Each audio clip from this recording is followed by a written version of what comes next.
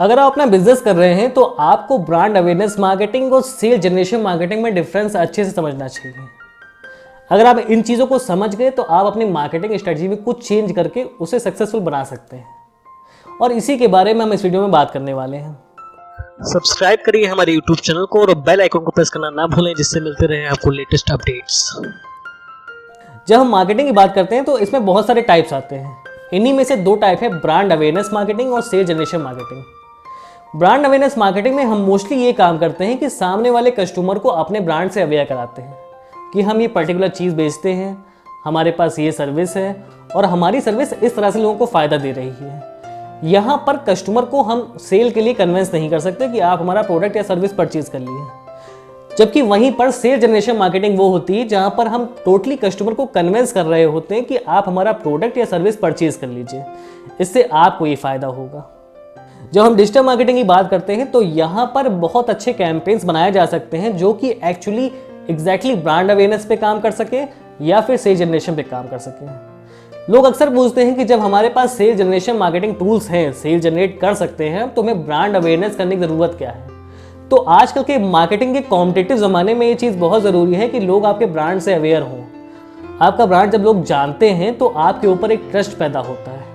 वो अगली बार जो भी परचेज करेंगे, उससे रिलेटेड प्रोडक्ट परचेज करेंगे तो आपसे ही परचेज करेंगे, या फिर किसी को रेफ़र भी करेंगे तो आपके ब्रांड को ही रेफ़र करेंगे। ब्रांडिंग से हमें इस चीज़ का फ़ायदा होता है, हमें माउथ पब्लिसिटी की फैसिलिटी मिल जाती है, कस्टमर हमारे ब्रांड से अवेयर हो जाता है और उस पर ट्रस्ट करने लगता है। तो इस चीज़ को समझना बहुत ज़रूरी है कि ब्रांड जनरेशन मार्केटिंग जब हम करते हैं तो हमारी सेल जनरेशन मार्केटिंग के एफर्ट कम हो जाते हैं।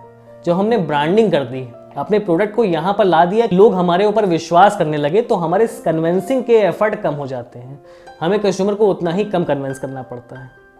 एक एग्जांपल लेके चलते हैं। एक डॉक्टर है, वो अपना क्लिनिक चलाता है, वहाँ पर पेशेंट्स देखता है और वो डिजिटल मार्केटिंग जानता है। वो जानता है कि अपनी मार्केटिंग कैसे करनी है, अपनी क्लिनिक की मार्केटिंग कैसे करनी है। अब उसने इंटरनेट पे एक ब्लॉग बना लिया, वो अच्छे अच्छे आर्टिकल्स उस पर डालने लगा। उसमें उसने सारी इन्फॉर्मेशन डाली कि इस चीज़ की दवाइयाँ कैसे ली जाएं, इस चीज़ के लिए क्या एहतियात रखे जाएं, अगर ये बीमारी है तो इसमें क्या केयर रखनी चाहिए, किस किस तरह के ट्रीटमेंट्स लोगों के लिए फ़ायदेमंद हो सकते हैं, किस तरह की दवाइयाँ लोगों के लिए फ़ायदेमंद हो सकती हैं, किस तरह की मल्टीविटामिन्स लोगों के लिए फ़ायदेमंद हो सकती हैं। ये सारे आर्टिकल्स अपने ब्लॉग पर लिखता है और लोग उसे बहुत फॉलो करते हैं। तो ये क्या कर रहा है, उसका क्लिनिक चल रहा था, वहाँ पर पेशेंट देख रहा था और ठीक ठाक कमाई उससे कर रहा था। लेकिन उसने ये काम किया कि अपने नाम को, अपने क्लिनिक के नाम को एक ब्रांड बनाया और लोगों के सामने अच्छे अच्छे आर्टिकल्स दिए। जब उसने फ्री में आर्टिकल्स दिए तो लोगों ने उसके बारे में पढ़ना शुरू किया, उसको देखना शुरू किया और तब उसके नाम का एक ट्रस्ट पैदा हुआ। जब उसके शहर के लोगों ने उसका ब्लॉग पढ़ा, उसमें इन्फॉर्मेशन पढ़ी, वो इन्फॉर्मेशन उनके काम आई, तो उनके लिए एक ट्रस्ट पैदा हुआ कि हाँ, ये डॉक्टर हमारे काम का है। जब हमें कोई दिक्कत होगी, हमें कोई प्रॉब्लम होगी तो हम सामने वाले के डॉक्टर के पास ही जाएंगे, क्योंकि इसके पास प्रॉब्लम सॉल्यूशन है। ये जानता है प्रॉब्लम को सॉल्व कैसे करना है, दवाइयाँ कौन सी देनी है, ट्रीटमेंट कैसे देना है। तो इस केस में डॉक्टर ने सेल जनरेशन नहीं की, अपनी ब्रांड अवेयरनेस मार्केटिंग की। उसने ब्रांड से लोगों को अवेयर किया कि आप हमारे नाम को जानिए, हम ये काम करते हैं, हम ट्रीटमेंट देते हैं, हमारा यहाँ पे क्लिनिक है और हमने इतने अच्छे अच्छे आर्टिकल्स लिखे, इसलिए आप हमको जानेंगे। और कस्टमर उसको जानता है और जब उसे कोई रिक्वायरमेंट होती है, कोई घर में बीमार होता है या फिर किसी को कोई भी तरह की प्रॉब्लम होती है, तो प्रेफर करता है इसी डॉक्टर के पास जाए, क्योंकि यहाँ पर उसके लिए ट्रस्ट है।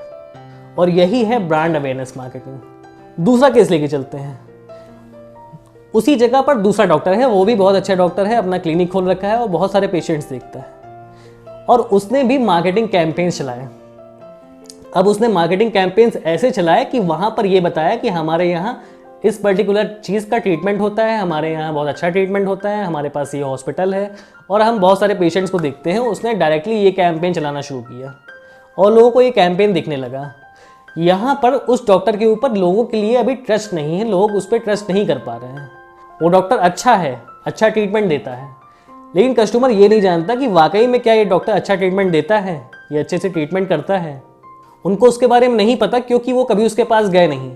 इसलिए फ्यूचर में भी उसके पास कम पेशेंट जाने की पॉसिबिलिटी बनती है। और यही मेन डिफरेंस है ब्रांड अवेयरनेस मार्केटिंग और सेल जनरेशन मार्केटिंग का। यहाँ पर पहले केस को अगर हम देखें तो पहला डॉक्टर ब्रांड अवेयरनेस मार्केटिंग कर रहा है, वो अपने ब्रांड से लोगों को अवेयर करा रहा है। अपनी मार्केटिंग इस तरह से कर रहा है कि हमारे पास बहुत नॉलेज है, हम बहुत अच्छा ट्रीटमेंट दे रहे हैं और हमारे ब्लॉग्स पढ़िए आप। वहाँ पर कस्टमर को कहीं पर वो सेल के लिए पिच नहीं कर रहा कि आप हमारे पास आइए, कोई भी प्रॉब्लम होती है आप हमारे पास आइए। जबकि दूसरी जगह पे दूसरा डॉक्टर ये कर रहा है कि उसने अपने प्रोडक्ट का, अपने क्लिनिक का नाम दे दिया वहाँ पर और ये बता दिया कि हम इन पर्टिकुलर चीज़ का ट्रीटमेंट देते हैं और आप हमारे पास आइए। दोनों डिजिटल मार्केटिंग कर रहे हैं, दोनों अच्छे कैंपेन चला रहे हैं, लेकिन पहला डॉक्टर चला रहा है ब्रांड अवेयरनेस मार्केटिंग, दूसरा चला रहा है सेल जनरेशन मार्केटिंग।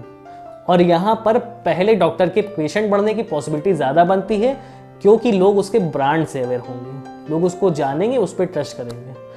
और ब्रांड अवेयरनेस मार्केटिंग का एकमात्र लक्ष्य ट्रस्ट पैदा करना होता है, लोग आप पर ट्रस्ट कर सकें।